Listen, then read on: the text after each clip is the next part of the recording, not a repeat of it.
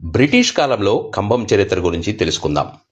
British పాలన సమయంలో ఖమ్మం ఒకప్పుడు కర్నూలు జిల్లాలో ఒక ముఖ్యమైన తహసీల్దార్ మరియు మున్సిపాలిటీ కార్యాలయంగా ఉండేది.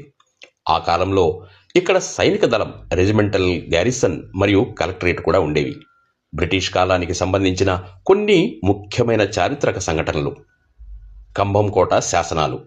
ఖమ్మం మరియు బేస్తవారిపేటలో లభించిన శాసనాలు ఈ ప్రాంతం మొఘల్ పాలనలో ఉండేదని సూచిస్తున్నాయి.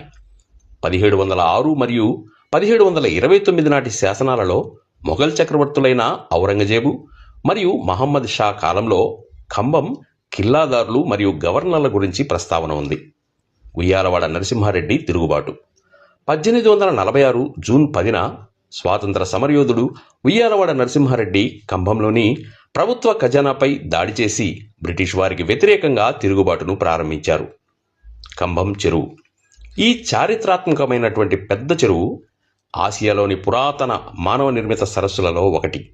దీనిని విజయనగర రాజుల కాలంలో సుమారు 400 సంవత్సరాల క్రితం నిర్మించారు. 20వ శతాబ్దం ప్రారంభంలో కూడా ఇది రెండవ అతిపెద్ద నీటిపారుదల ట్యాంకుగా ఉండేది. దీని ఆనకట్టపై తెలుగు లిపిని పోలిన శాసనాలు ఇప్పటికీ ఉన్నాయి, కానీ అవి ఇంకా పూర్తిగా అర్థం కాలేదు. బ్రిటిష్ వారు ఈ ప్రాంతాన్ని పరిపాలనా కేంద్రంగా ఉపయోగించుకున్నారు. అయితే ఈ ప్రాంతం అంతకుముందు విజయనగర సామ్రాజ్యం మరియు మొఘల్ సామ్రాజ్యం వంటి ఇతర రాజవంశాల ప్రభావం